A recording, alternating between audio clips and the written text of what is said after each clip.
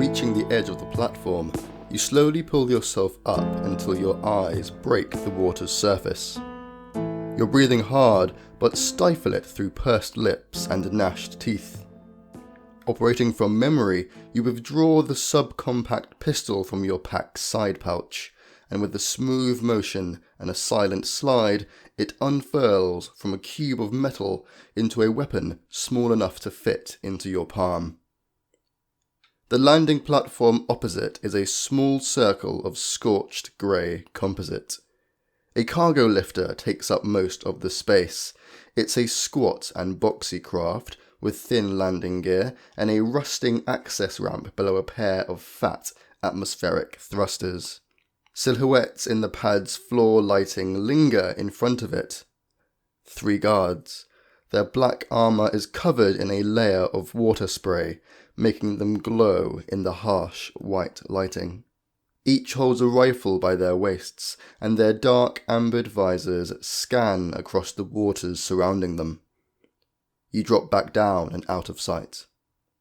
You begin counting to yourself. You're sure you've made it just in time. Elias and the others should be just about.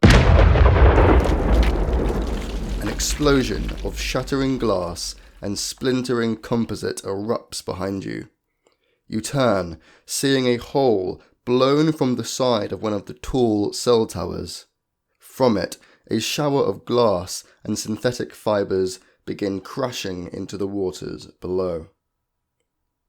You peer back over the landing pad's lip.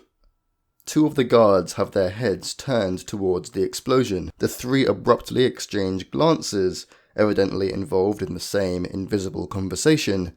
Then 2 of them turn and move quickly towards you, their weapons at their shoulders. You dip below the water again.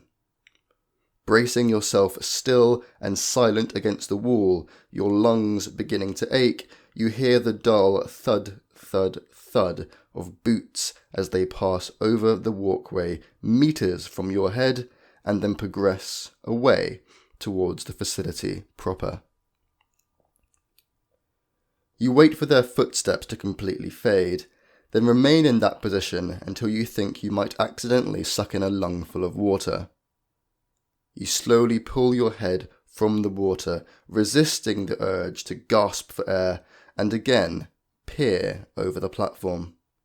The final guard is standing in front of the cargo lifter's access ramp, his head turned away from you to glare at the growing activity beginning to surround the cell tower's new hole. You suck in a long breath, then pull yourself up and onto the landing platform. As soon as your bare feet touch the cold metal, you break into a sprint towards the guard. In a moment, you've closed half the distance, your pistol raised and ready. With such a small amount of stopping power, you're going to have to get as close as possible to break through that armour. A few more wet steps, then he spots you. His head tilts, the edge of the amber visor coming into view, then he whips around, his rifle levelled at you. You pump your finger against the trigger, sending 2 bullets towards the guard's cheek. In a simultaneous retort, the guard's rifle bucks as a round is sent flying from its muzzle. Instead of an angry bark and flash, the rifle instead emits a sharp squeal and puff of white gas. Concussion rounds, you think, as they slam into you. One punches into your midriff and the other into your chest. The blows half lift you off your feet and pitch you sideways. A chorus of cracks comes from your ribs following the strikes, and the air leaves your lungs as you crash clumsily onto the wet floor. You lift your hand towards where the guard was, the pistol still gripped tight within your fist. Another shot lands directly on your hand. Your hand seems to spin on your wrist before largely disintegrating. In an instant, all that is left of your hand are 2 shattered fingers attached to your forearm with thin strings of wet flesh. You let it flop to the cold floor. A boot comes down on your shoulder, pushing you onto your back. The guard stands over you. The plating about his cheek is shattered, exposing a bloodshot and furious eye. You try to push him away, but your strength has left you and you're barely able to raise your hands against him. The guard's head tilts to one side, evidently talking into his helmet, then he frowns and turns his attention back to you. His eye scans you up and down, then soften but become no warmer, instead regarding you with pity. "Why do you things keep trying to escape?" he asks. The question is for you, but he mutters it more to himself. Your chest rattles as you draw in a breath, and your ribs click painfully as you speak. "We deserve freedom," you spit. "We're human beings, not things. It's our right."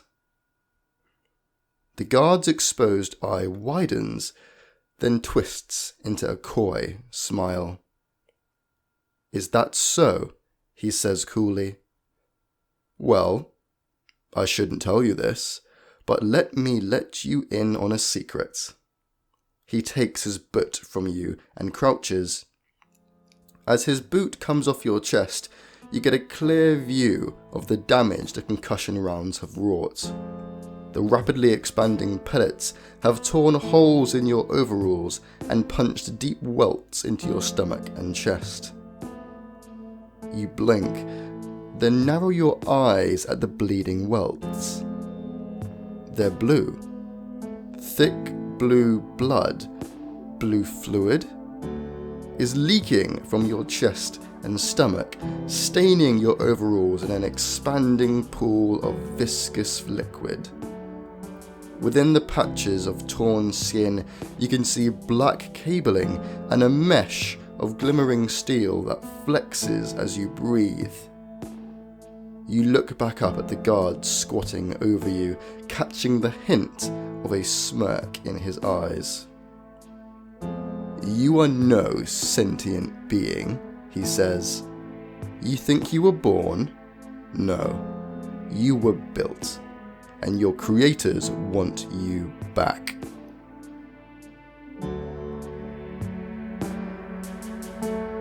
Thank you for listening to Sentient Beings. If you enjoyed this story, you can find similar ones on this YouTube channel. Alternatively, check the description and you can find links to all my other platforms where you can read even more stories written and produced by me. To support this channel, obviously like, comment, share and subscribe. But that's all from me. This is the Art of Solomon. I have been Solomon, and until next time.